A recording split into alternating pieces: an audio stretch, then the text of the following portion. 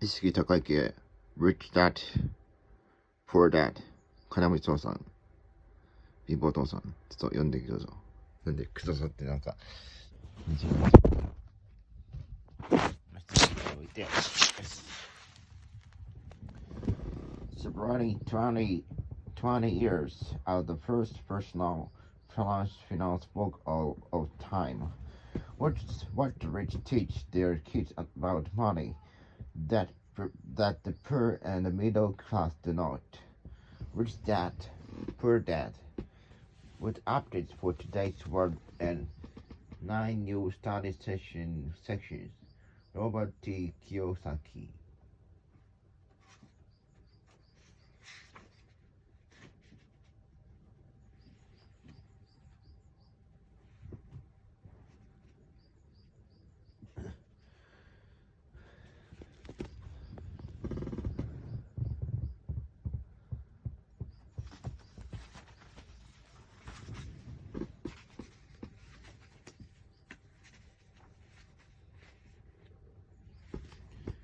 20 years, 2020 hindsight.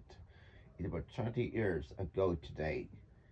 The Beatles released their SDT Peppers Lonely Hearts Club Band album on June 1, 1967. It was an immediate commercial and critical success, spending 27 weeks at the top of the album chart in the UK and 15 weeks at number 1 in the United States. Time magazine declared SGT Peppers a historic department in the progress of music. It won 4 Grammy Awards in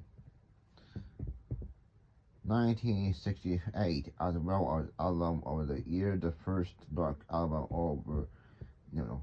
ever to receive that honor. Rich Dad Poor Dad was released 20 years ago on my fifth birthday on April 8, 1997. Unlike the Beatles story, the book was not an immediate commercial success.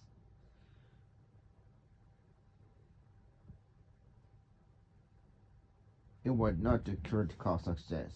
In fact, the book's reach and the firestorm of criticism that followed was quite the opposite.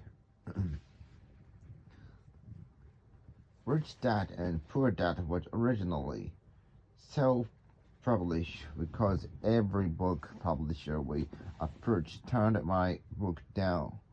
A few redactions. Because every book publisher we approached turned my book down. A few rejection slips offered comments like, "You do not know what you're talking about." I learned that most publishers are more like my highly educated Poor Dad than my Rich Dad. Most publishers disagreed with my Rich Dad lesson on money, as did my Poor Dad. 20 years today. In 1997, Rich Dad Poor Dad was awarding a book of lessons about the future. 20 years later, millions of people around the world are more aware of my Rich Dad's warnings and his lessons about the future.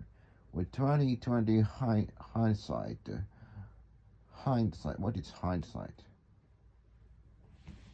Many have said that his lessons were prophetic. Predictions come true. A few of those lessons are: Rich Dad Lesson 1. The rich don't work for money. 20 years ago, a few publishers turned my book down because they did not agree with that number 1 lesson. They people are most aware of the between the growing divide between rich and everyone else. Between 1993 and 2010, over 50% of the increase in the national income in the United States went to the wealthiest 1%. Since then, things have only gotten worse. Economists at the University of California found that 95% of the income gains between the years 2009 and 2012 also went to that wealthiest 1%.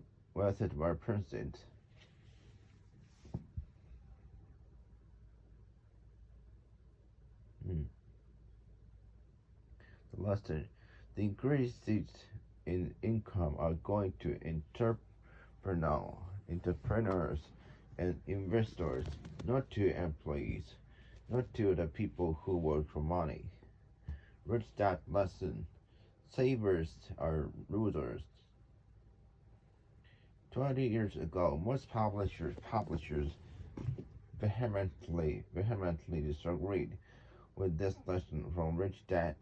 For that poor and middle class, saving money is a religion, national salvation from poverty, and protection from the cruel world. For many people, calling saints losers is like talking, talking God's name in vain. Lesson: a picture is worth 1,000 words. A picture is worth 1,000 words. Take a look at the chart of 120 years of the Dow Jones Industrial Average, and you will see why and how savers became losers. The chart shows there have been three massive stock market crashes in the first 10 years of new century. The chart below illustrates these three crashes. The first crash was the dot-com crash around the year 2000. The second and third crashes were the estate crash of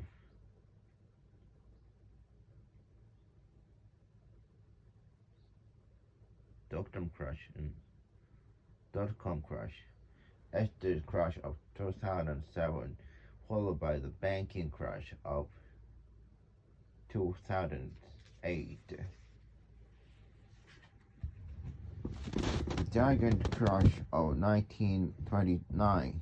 When you compare the first three crashes of the 21st century to the giant crash of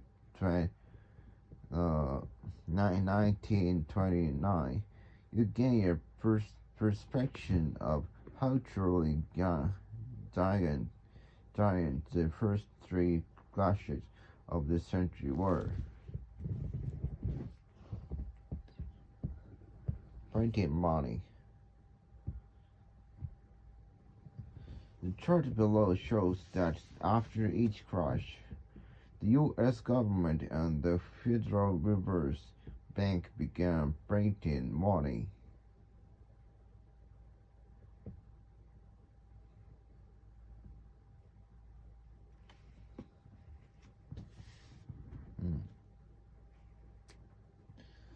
Between the years 2000 to 2016, in the name of saving the economy, the banks of the world kept cutting interest rates and printing money, while our leaders want us to believe they were saving the world. In reality, the rich were saving themselves and threw the poor and middle class under the bus. Today, interest rates in many countries are below zero.